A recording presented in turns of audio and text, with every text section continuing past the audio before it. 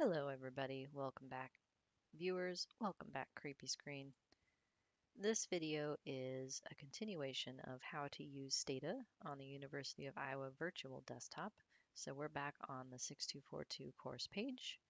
So before watching this video, you should have already completed the steps in this handout getting started as shown in this video. You should have downloaded, installed, and have running in the background the VPN. You should have mapped your H drive so that you can save files to the server location most readily recognized in the virtual desktop.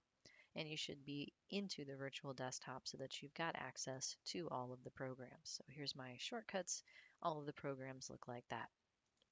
I just finished recording a video on how to get started with Stata, how to import and label data, and the video I'm currently recording is going to be right here, generating and saving results. So let me go back to my Stata window where we left off. So just to briefly review the last video, I have two windows open. The do file editor, as it's known, is where we do our typing to tell Stata what to do. It should be saved often, and it serves as a reference for everything that we asked it to do for reproducibility, as well as a template for you to follow, when using these sorts of commands over again to do something in a different data set. All of the results, all of the end actions that you're requesting are going to show up over here. So this is the results window. It is also a log, so it will echo whatever statements you've told it to do. Any error messages will show up here, and any results will show up here as well.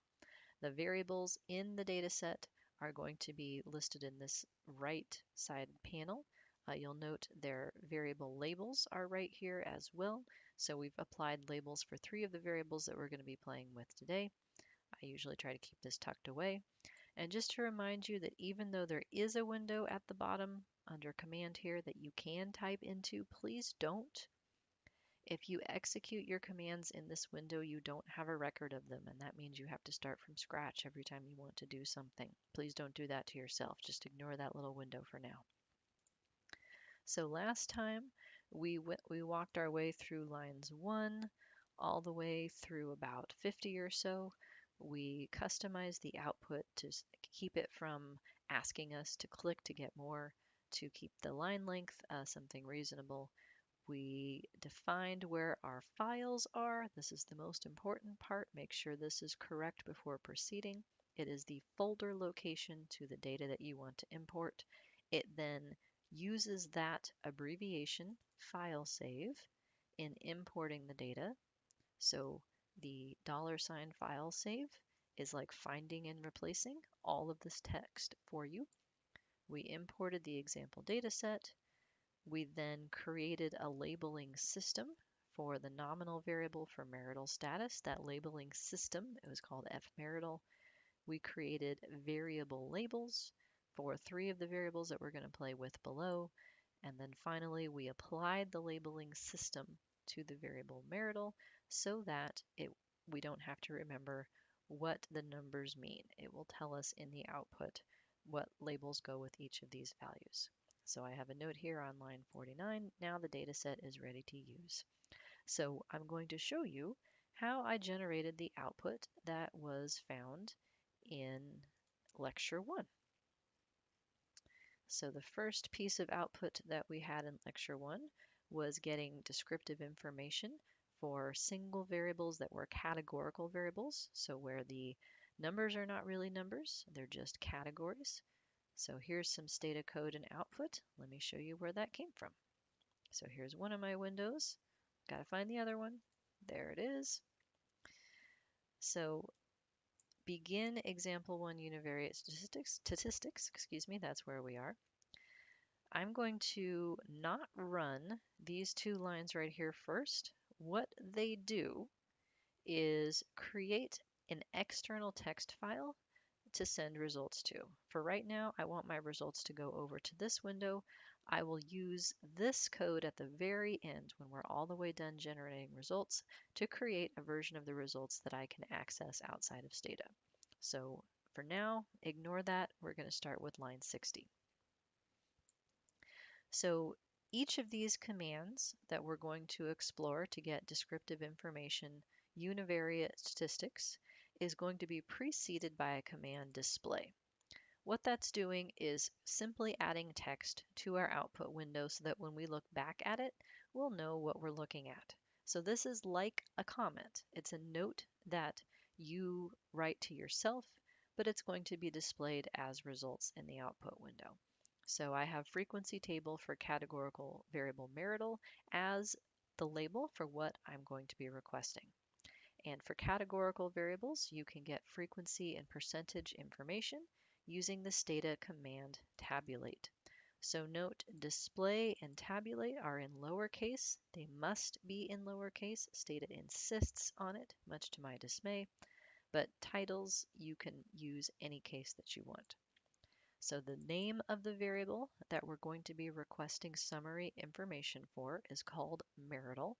Case sensitive, so double check that your variables, that what you're typing is actually correct. So marital in lowercase, that's what we're typing. In stata, options for commands are denoted with a comma. So comma missing means that if there are any missing values, include that as yet another category. That won't be relevant for this particular data set because I've already pre-selected cases that are complete with respect to the variables that I've included, but it is something that's helpful when dealing with real data in which missing data may happen. So let's see what happens. I am going to highlight these 3 lines here. You can highlight the comment or not, it doesn't matter, but display and tabulate for sure, and then go up to the little execute do and hit it, and ta-da! Over in the other window, move this center, you see the results.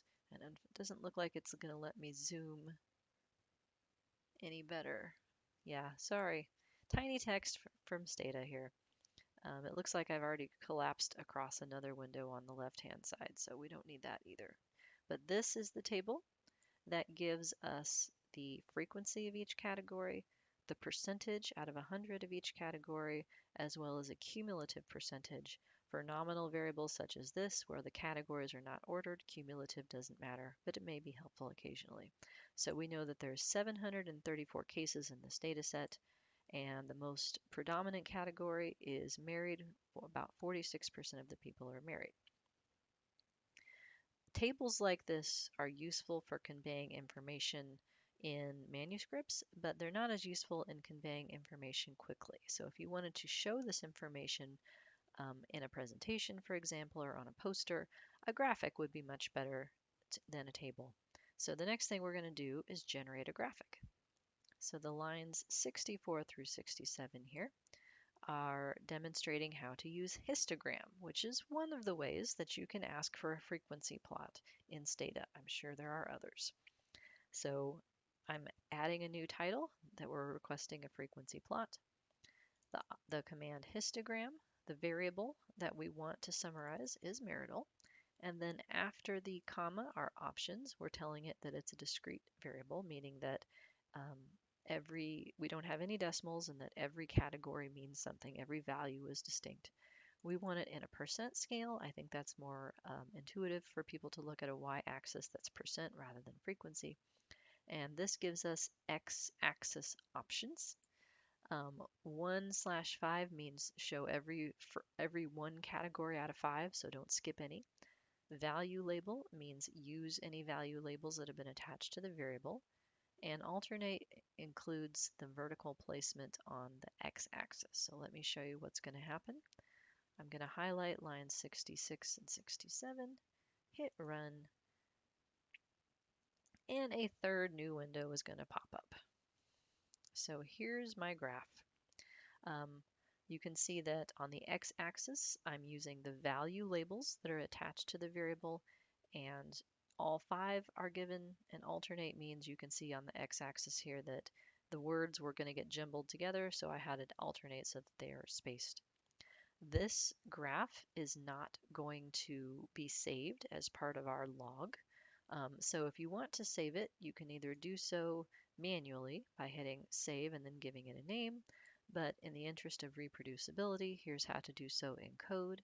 there is a command called graph export. So note we are using the file save abbreviation again here. So $file save tells Stata, hey, you know that program variable that we defined up above, right up here, file save? Yeah, take that address and paste it into here for us. So it's going to replace $file save with the path to the folder where we want to save this graphic. And so the name of the plot that we're going to save is right here. You can change it to whatever you'd like. And replace as an option just says if I already have a file called that, just go ahead and write over it, which is fine. So I'm going to get rid of that. Okay, so far we're covered how to get the output that was on slide 3, and then a picture that looks an awful lot like the one on slide 4, but this one was made in SAS. Okay, back to the Stata windows. So tabulate is used for categorical variables. It's going to give you the frequency and percentage of each separate possible value of the variable. For quantitative variables, though, that's not going to be as useful. Instead, we want to use a command that's known as summarize. There are many different ways to get univariate statistics for quantitative variables in Stata, many ways. Here's one of them that gives you a nice succinct table. So the 3 lines here, starting on line 75, display I have given it a title for what I'm going to be looking at. So I have univariate statistics for the quantitative variable income. Because I like to have my output match across programs, I'm adding a format statement. So income is going to be formatted with only 3 digits after the decimal, makes it a little cleaner to look at. And so in summarizing income, I want it to apply this format. And detail is just an option that asks for additional descriptive statistics. So if I run just this much, so I'm deliberately not running detail so that you can see what this looks like. No, never mind. It's going to insist I run detail. Never mind. Here's what it looks like with detail. It gives you percentiles as well as the mean, standard deviation, variance, skewness. So this is a variable that's positively skewed. Let me take this off for just a second and rerun it again so that you can see what I had wanted to show you. So without detail, you get a simpler table that has the number of observations, the n, the mean, standard deviation, min, and max. So adding detail just gives you a bit more information, a little bit bigger table. Okay, putting that back. So this is how I got summaries for quantitative variables and the picture that I'm going to show you in just a second. Here we are. So without using detail and without the formatting, this is what income would look like. So that's where we got that from. The picture, the histogram, so it's the same command that we can use for both quantitative or categorical variables. I'm asking for the y-axis to show percent. Width and start have to do with the bins, so how you want to lump quantitative values together. I'm asking it to start with the value of 0, which based on the descriptives for this variable, it does go almost all the way down to 0 with an upper value of about 70. So I want bins with a width of 5. So if I run those 2 commands, another window pops up, and here is my histogram for income.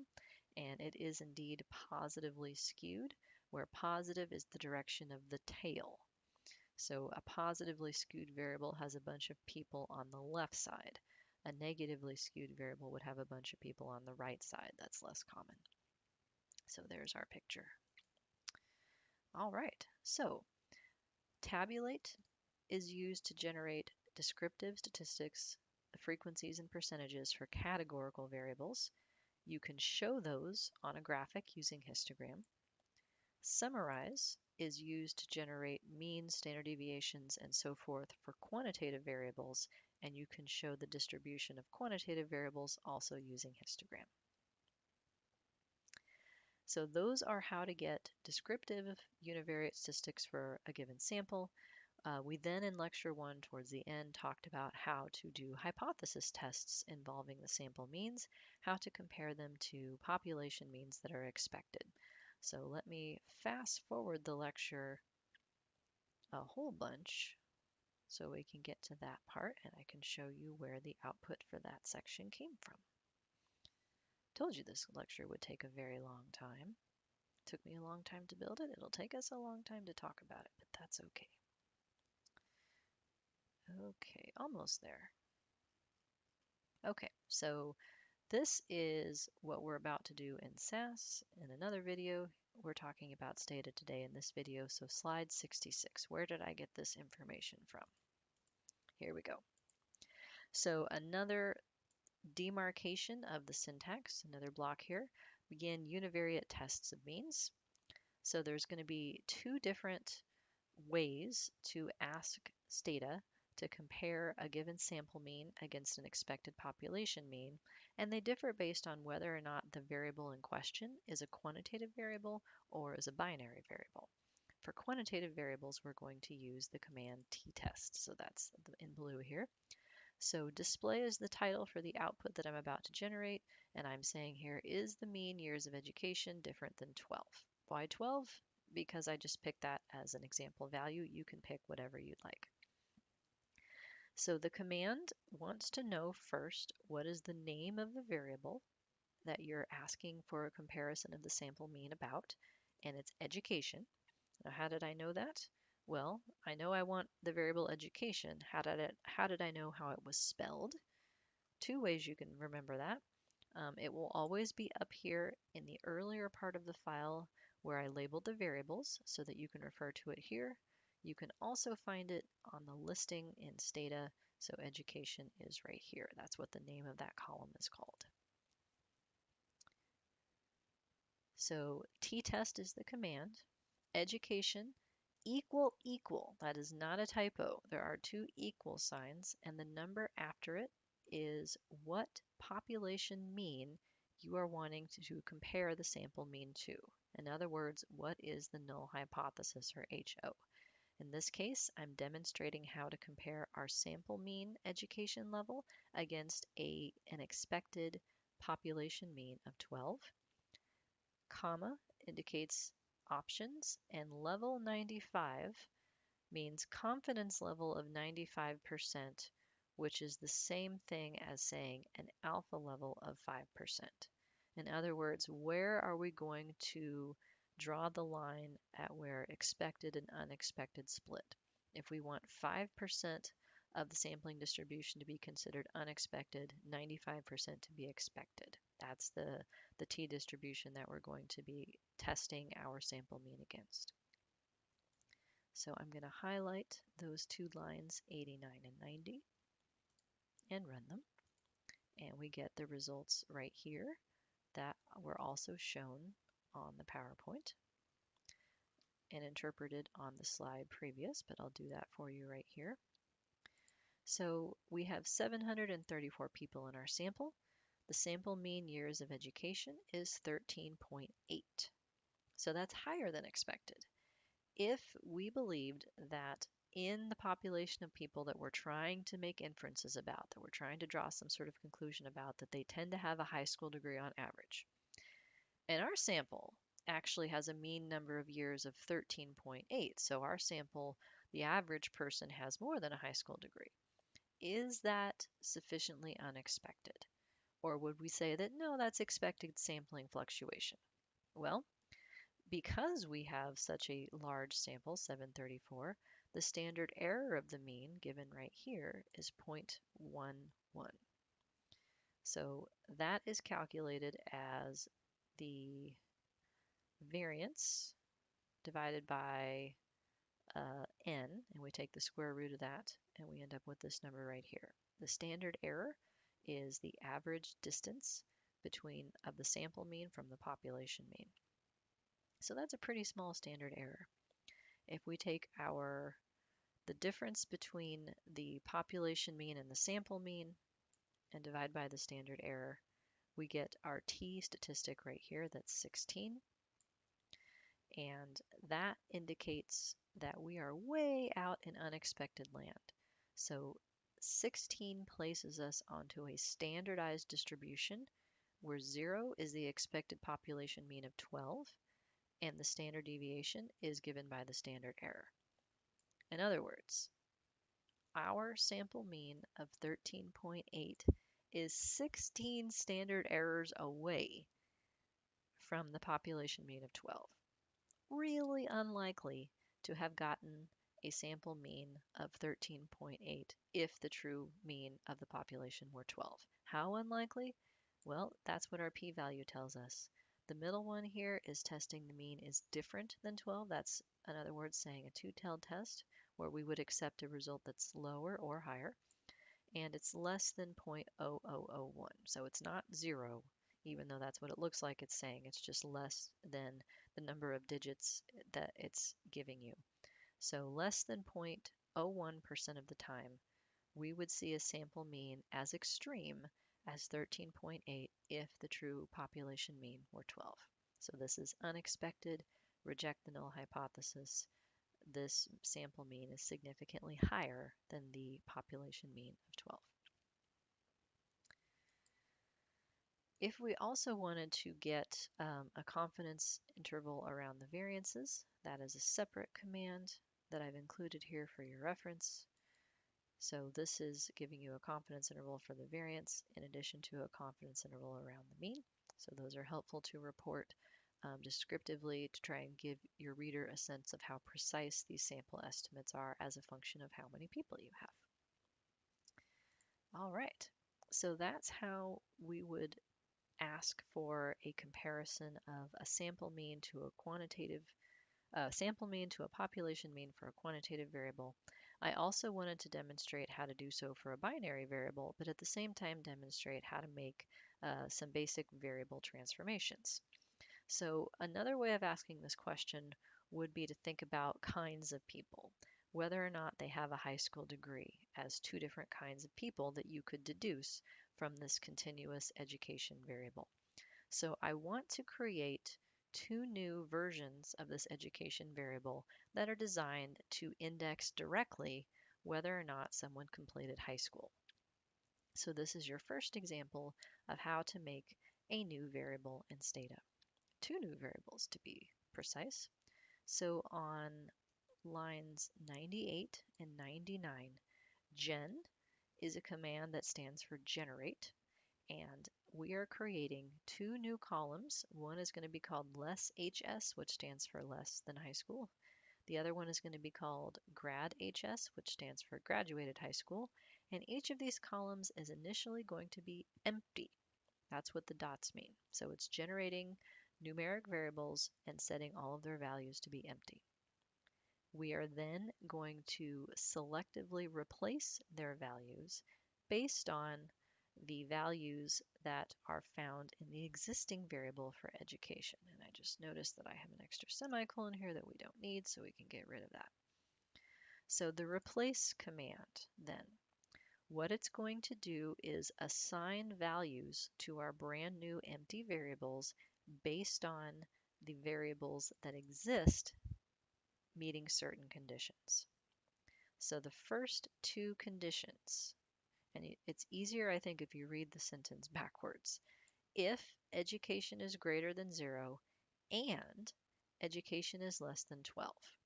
So if you're somebody who's been to school at all, meaning it's not missing, but you have fewer than 12 years of education, then replace this empty version of less high school with a 1. So people who have fewer than 12 years of education are going to get a 1 for our new variable. Likewise, the opposite variable, a marker for whether or not they graduated high school, they're going to get a 0. The rest of the people then have their values assigned in the next two steps on lines 103 and 104. If education is greater than or equal to 12, so if they have at least 12 years of education, then the marker for having only less than high school goes to 0, and the marker for them having graduated high school goes to 1. So less high school and grad high school are the opposite of each other. Less high school gets a 1 if we're talking about someone with fewer than 12 years of education, gets a 0 if they have a degree. Graduated high school gets a 0 if they have fewer than 12 years of education, gets a 1 if they do have a high school degree. And so we can use each of these newly created variables in a hypothesis test. And I just wanted to show you both. That way you have the freedom to think about your variable in terms of the 0 value or the 1 value. So in Stata, to be able to compare the mean of a binary variable against a population mean. If it's binary and not quantitative, it's a different command. So rather than t-test for quantitative variable means, we're going to use PR test for proportion test. The format of it looks similar. It's the name of the variable that you want the proportion test for, and Stata is assuming that you're talking about values of 1. There's no way to change this that I know of. So we're comparing the proportion of students, of respondents, for whom less than high school is 1 to a target expected null hypothesis population mean of 0.1. And we're doing so with 95% confidence or 5% alpha. So if we run those two lines, we get our first error message. So over here in the Stata results window, it is saying, hey, in red text, because red means you're wrong, less high school is not found. Well, how can that be? We just told it what less high school should be. However, we did tell it, but we didn't run it. So Stata doesn't understand what you want it to do until you actually execute the code.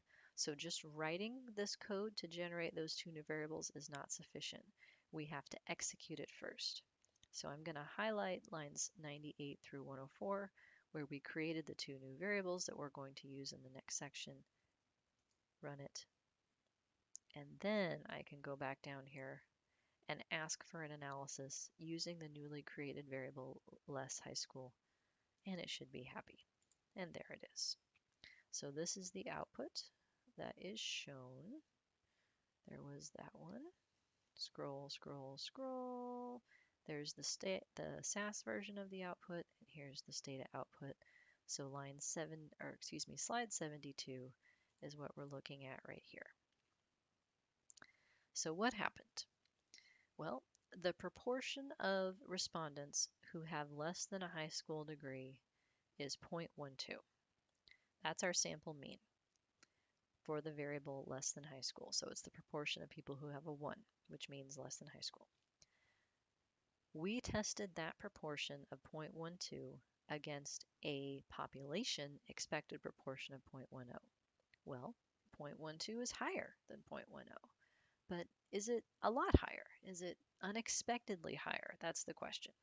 Well, here's the standard error for our proportion, and here's the z-test statistic that's going to standardize our comparison of our sample to our population in terms of the mean. Our z-test statistic is 2. So our observed proportion of 0.12 is about 2 standard errors above the expected proportion, our null hypothesis, of 0.1. How often would we see a proportion that's that different than expected? Well, that's our p-value. And because we're interested in results that could be smaller than expected or larger than expected, that's expressed as this p is not. That's a two-tailed test. And the exact p-value given here is 0.03. So about 3% of the time, if the true population mean were 0.1, we'd see a sample mean as high as 0.12, as extreme as 0.12. So it's unexpected. Not hugely unexpected like our previous test, but unexpected. So we would reject the null hypothesis. We would say the result is significant, and more specifically, our sample proportion of people with less than a high school degree of 0.12 is significantly higher than our expected proportion of 0.10. And if you didn't get all of what I just said, no worries, because it's all written down for you right here. If you wanted to answer the same question but from the opposite direction, so we just tested whether or not the proportion of people who did not graduate high school is different than 0.10. Another way of saying that from the complementary point of view is the proportion of people who did graduate high school different than 0.9? So that's the other version of the variable that we created where 1 indicates that they did graduate high school instead. And so we can compare that sample mean to 0.9 at the same confidence level. Hit run, and here's our new table. So the proportion of people who did graduate high school is 0.87. Our expected proportion is 0.9. 0.87 is less than 0.9, but is it unexpectedly less? That creates a z-test statistic that's negative because our sample mean is lower than the population mean. And what do you know? Our z-value is exactly the same as in our previous analysis. This is not a coincidence. The analysis is telling us the same result, just from a different direction. So 0.87 is significantly less than 0.9. So our z-value is negative for the test, significant because p less than 0.05, just like 0.12 was significantly more than 0.10, z-value was positive, same p-value. So either way you phrase it, we have more people who did not graduate high school and fewer people who did graduate high school than what would be expected in this example. So this type of analysis is useful if you're trying to demonstrate that your sample is representative of some expected distribution of scores. The mean in this case, you can also do similar hypothesis tests for variance, although that's less common. But this, for our purposes, serves as our first instance of doing a null hypothesis significance test of a sample mean against a population mean, in which we would use PR test if it's for a binary variable, or TT test, one sample t-test for a quantitative variable. So we have a long output file here. It's got a lot of stuff in it. We've got error messages in it. If we want to have a nice clean summary of everything that we did to take with us, let's make sure that we save the file that we're typing in. And that's what this last step here regarding the log is designed to do. So line 55 at the start of all of the results, what this does, log using, is open up an external plain text file that it's going to send the results to. I'm using the same $file_save abbreviation, so it's going to go to the same place that our other files are going to. It's the same folder. I'm using a name here, example1 underscore stata underscore output. It ends in .log, which is just going to be a plain text file. For demonstration purposes, I'm going to change this. I'm going to put my name in there. So if I highlight all of this text from log using, and replace means right over it if you already have one, all the way down to the end. So going through to line 117 where it says log close, that closes the file so that you can then work with it. Let me show you what happens. I'm gonna hit execute and it gets mad at me. Invalid SAS. I wonder why it's mad at me. I don't know. Oh, I bet I do know. I think it doesn't like the fact that I have a space here.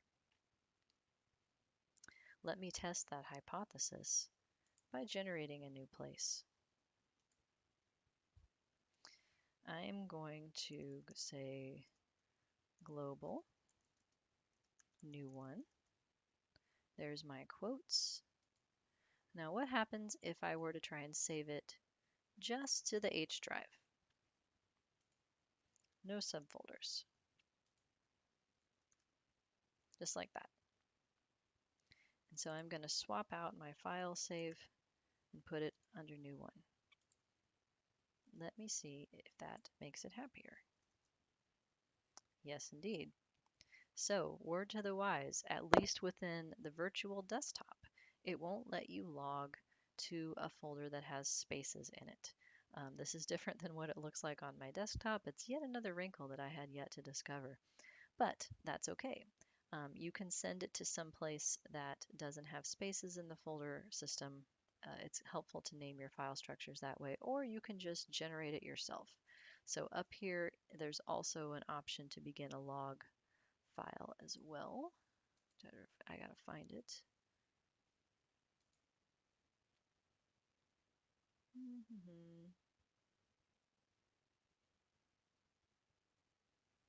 There is one. I know it. Log. There it is. It's under file. There we go. So it's already begun, but if you run into problems using the text like I just did, you can also do it manually through the windows. So what it's done so far is open a log. It's waiting for me to send information to it. So I'll go ahead and run all of my analyses again. There they go.